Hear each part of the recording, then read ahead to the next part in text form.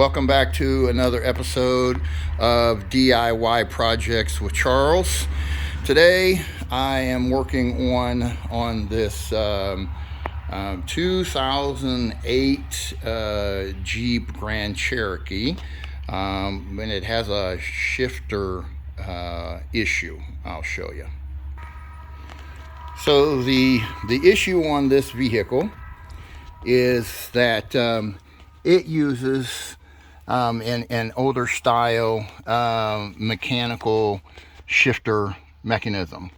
So on a lot of newer vehicles today, the shifter is electronic.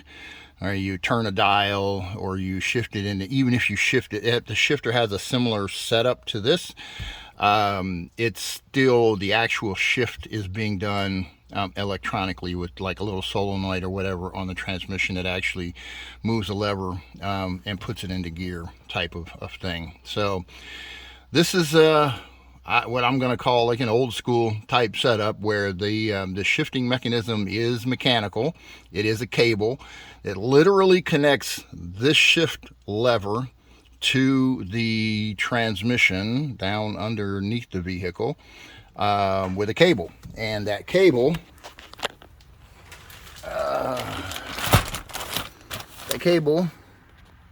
looks like this. Now, this is what we're dealing with today. So this part right here is the part that's failed. You may have seen that in a previous episode where I showed how you can kind of fix this on the fly, on the road, in a parking lot, wherever it happens to strand you, without having to incur a tow bill by crawling underneath the vehicle and finding a way to put a tie strap around this to connect it on a temporary basis until you can make the real repair. So this is the quote-unquote real repair. The temporary repair is over. I've been using it for, I don't know, a week or so while I was waiting for this part to come in so I can repair it correctly. So this part that goes under the transmission just snaps over the shift lever, which is on the side of the transmission. So it snaps in place, and that little bushing in the center of that thing, it wears out over time. This vehicle's got 220 some thousand miles on it, so I mean, this shift cable's lasted a long time. At any rate, so this part goes underneath the vehicle next to the transmission. There's a mount here. There's a fixed bracket on the transmission that this part goes into that holds it stationary, and this part here is the part that moves every time you shift the lever. So that cable then runs all the way up to the other end, which is shown here.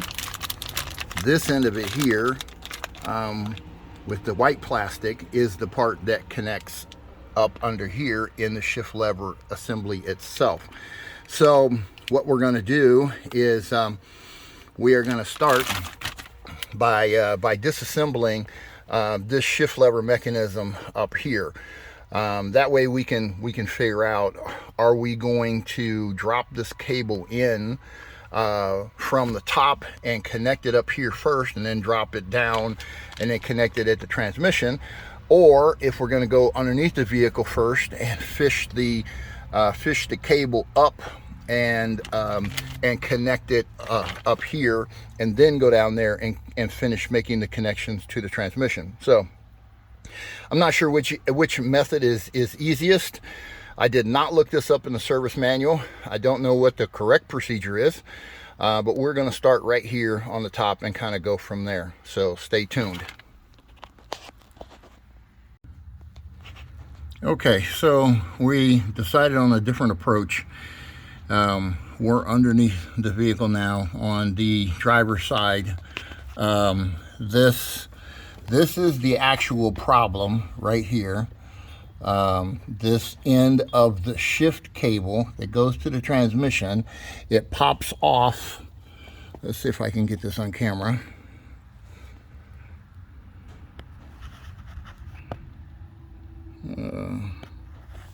Okay. Not the easiest thing to point to here.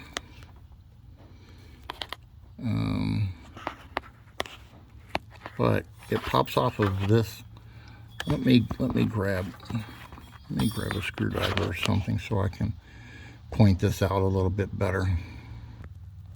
Okay, I moved the light so you can get a better view of what we're looking at here. But this right here is the part of the shifter that goes to the transmission itself, the gear shift selector right here, and it pops off this the cable end right here with this little bushing in the center of it. The bushing wears out is the problem, and then it pops off of the shifter lever, and it's just a little part that it snaps over, and that's what controls everything. So if you can't get it into gear, a lot of the time, just because this bushing inside this plastic part here in the black, that's part of the cable, it wears out. So what we found out was there's actually a replacement bushing that you can pop into place that will fix that problem without having to take the entire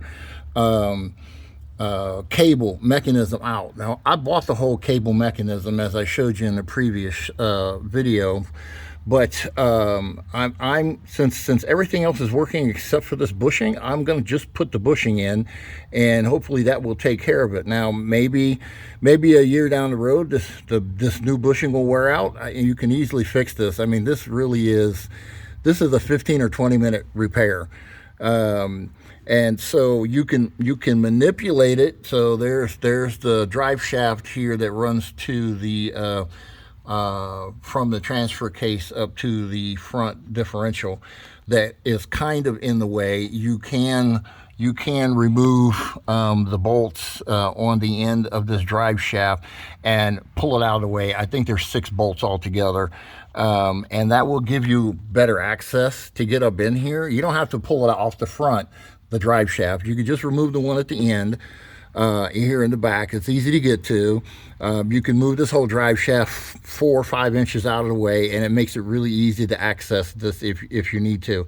I'm going to attempt to make this repair without taking that drive shaft out. I'm just going to pull this cable down. I'm going to pop the new bushing in. I'm going to snap it all together, and then hopefully that will take care of the issue, and we'll go from there. So hang tight.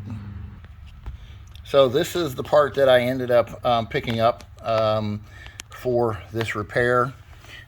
This kit is intended for several different manufacturers of vehicles, different adapters, etc. It's a Dorman kit. I picked it up from AutoZone. This is part number 14041.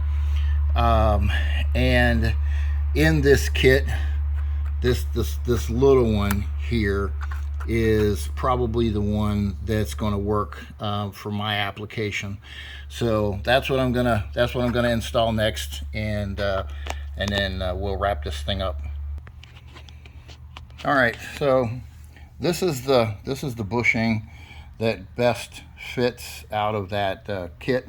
It is the smallest one in the kit. However, when I attempted to snap it into the cable, it doesn't fit exactly. There's some interference. Now, I did verify that this bushing is the correct size to snap on the end of the lever of the transmission. So what we have is this manufacturing issue. This may have been made for a different model year, but it's very, very close, so I'm going to use it. Now, when we go, I'm going to show you underneath what I ran across, and then I'll come back to this. Okay, we're back underneath, and what I did was I I'm trying to gauge the interior diameter of the cable. Now you can see it says 8.4 right now. I just got it pushed in there, but I can't adjust that and hold the camera both. So the bottom line is it measures at 9 millimeters is the inside diameter of the cable. All right, now let's move outside and I'll show you what we're dealing with on the bushing itself. Okay, so here's the bushing. The inner diameter of the bushing is 10 millimeters. There's a ramp on this bushing. Let's see if I can kind of show that. I might be able to get it close enough that you can see it. So it's tapered. Now I'm in the groove at the end of it, which is going to be the final position. But you have to push past this taper. Now the highest part of the taper is actually 11 millimeters. So what I'm going to do is I'm going to drill that the cable end that's under the vehicle right now. I'm going to drill it out to 10 millimeters. It's 9 currently. I'm going to drill it to 10. Then I should be able to force this bushing into place, and hopefully it'll snap in the way it's supposed to. If I have to drill it out a little bit more, I will, but I prefer it be as tight as I can and get it. But I am going to have to drill it out some because there's no way I can make it fit the way it is right now. So that's the next step. All right, so I was able to drill out that the plastic part where the bushing goes in. I drilled it to 10 millimeter, even though the part that snaps in with the taper was 11, and I forced it in with a pair of pliers to keep it nice and tight. I don't want this becoming an issue in the next few months. I want it to be tight and stay that way for a long time. So anyways, I got that the bushing, the replacement bushing, to snap into place. Now it's just a matter of snapping it onto the transmission lever, and this repair should be good to go. Anyways, thanks for watching.